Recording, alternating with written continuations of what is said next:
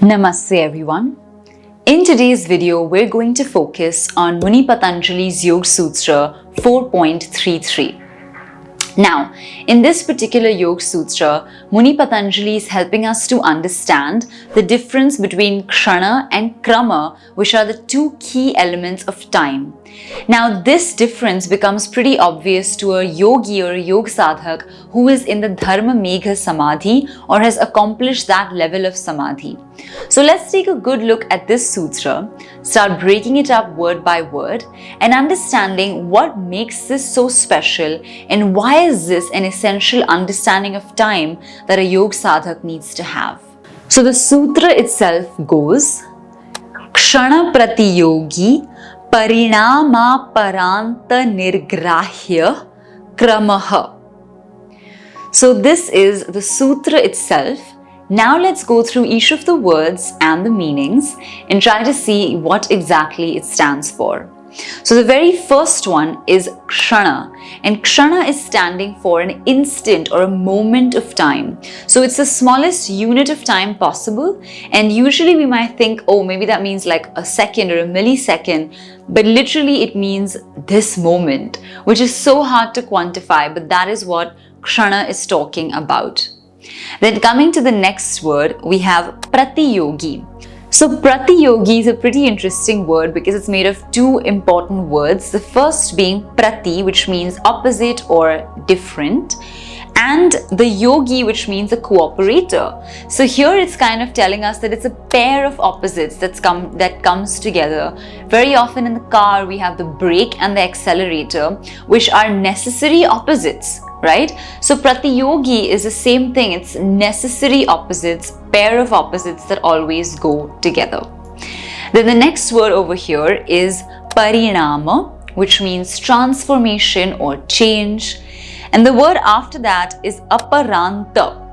Now this again is a compound word, so let's pay attention to what it's really trying to say. The first thing here is Apara, which means ultimate, right? The highest form. And then Anta, which means end. So Aparanta means ultimate end.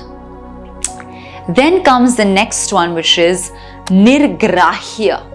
Now, Nirgrahya is a very interesting word, another compound. Nih or Nir means without remainder. And Grahya means totally grasped or totally understood.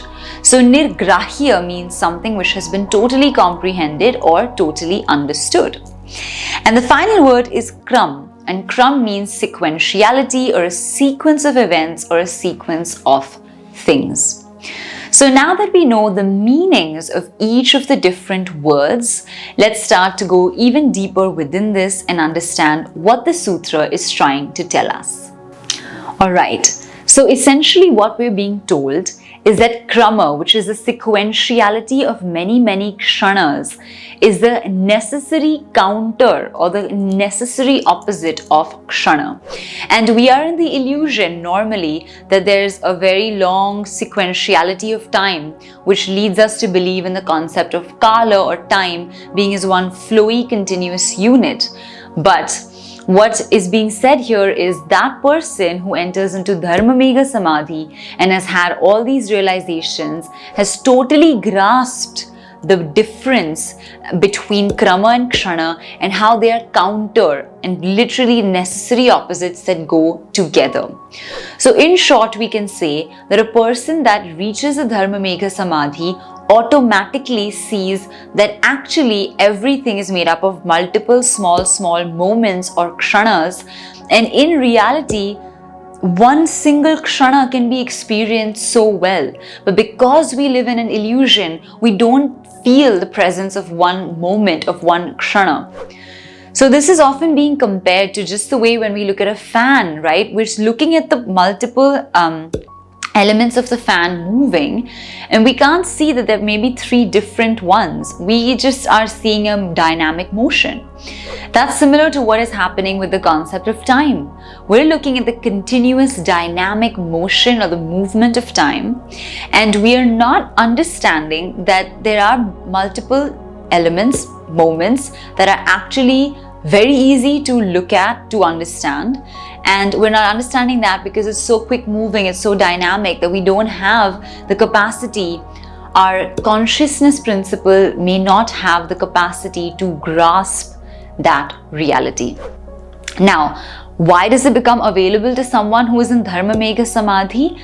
Because they do away with the kleshas, they do away with the sanskaras, they're left with deep realizations, and those realizations lead them to understand the essential nature of time.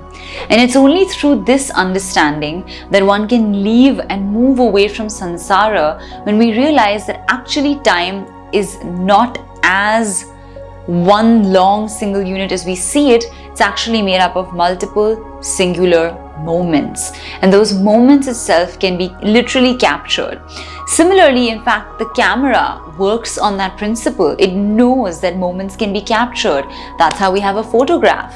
That's how we have our videos, because multiple frames are being captured by the camera. Yet it is believed that that's not even the smallest kshana possible. It's still far away from that.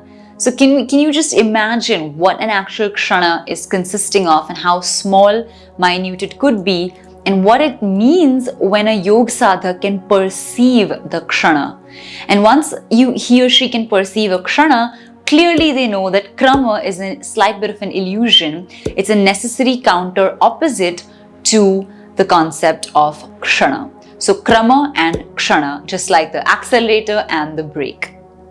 Alright, so this is what this particular sutra is trying to tell us about the nature of krama and kshana and why they're so important.